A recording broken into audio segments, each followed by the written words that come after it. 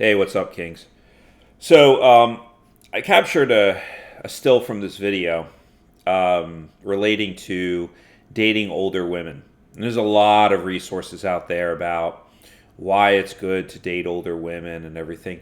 Um, this is kind of a half truth. It's good to practice on older women.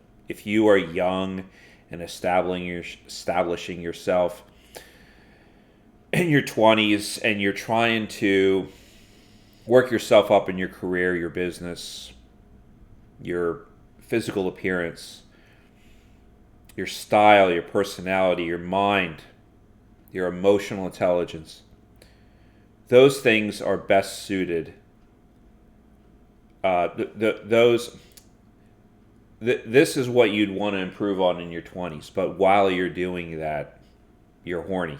You want sex, and you want the ability to satisfy your Ms. Right, the one you meet overseas in your 30s, when you're ready to settle down. So, quality over quantity. I don't think it's necessarily great to have a huge body count. Don't be screwing whores.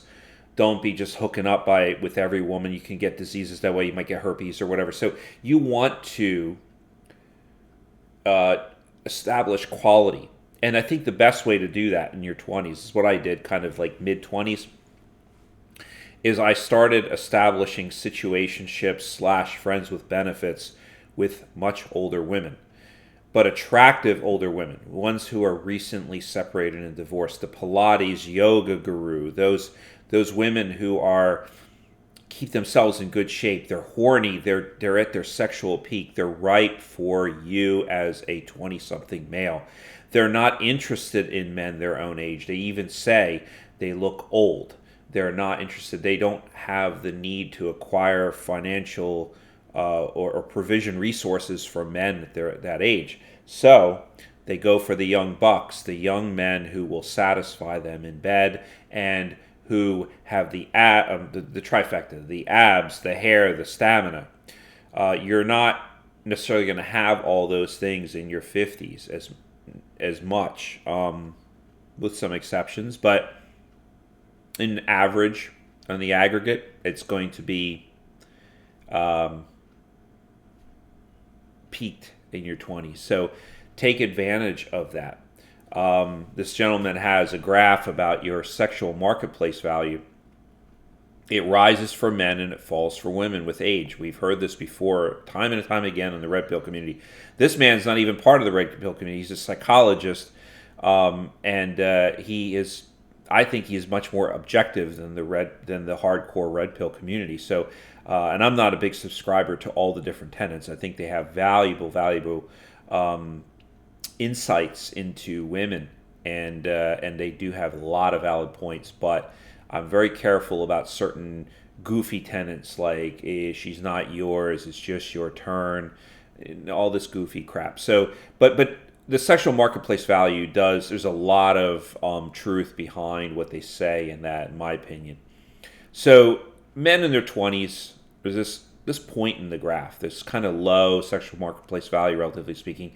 But look also with women who are about 15 to 20 years older. Their sexual marketplace value has declined as well. They're about even. Notice that. So he makes the point that, sexuality aside, the physiology aside, where we're both at the sexual peaks, which is great. It's explosive in the bedroom. But you're kind of equally yoked at this age. So it's great to have longer term situationships, friends with benefits. Women love regularity. They don't necessarily want hookups all the time. They would like a regular partner. I mean, think about it this way. Women take the brunt of the risk for sexually transmitted diseases. If they can establish and lock down a person, a man, for a year or two, while they're kind of recollecting themselves and then eventually going back out in the dating world, you are in great shape to be able to visit her 3-4 times a week, have great sex all night long, hundreds of times before you two part ways. There is so much opportunity for her to teach you so much over that time, and for you to be a good student. I mean, you should be being mentored in all aspects of life, sexuality from older women, entrepreneurship from wealthy individuals, from your YouTube content creators, whatever purpose in life you're pursuing, even if it's just your 9 to 5 career that you're slowly working up on the trajectory.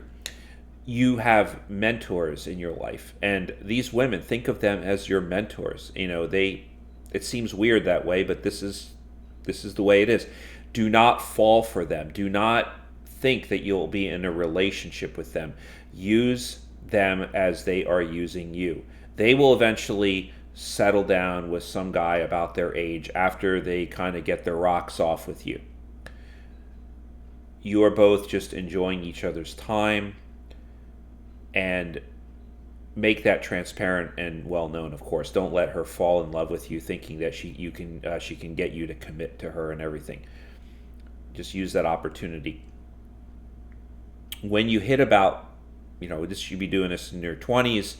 As you get to 30, 35, you'll get that feeling. You'll start seeing your retirement account grow. You may be at $300,000-$400,000 in your nest egg, maybe $500,000, hopefully, or more, and or you've become rich because you've just maxed on your entrepreneurial skills. I mean, you've established yourself in some manner of speaking. Now you are ready to retire. You tell the Cougars, now you are done.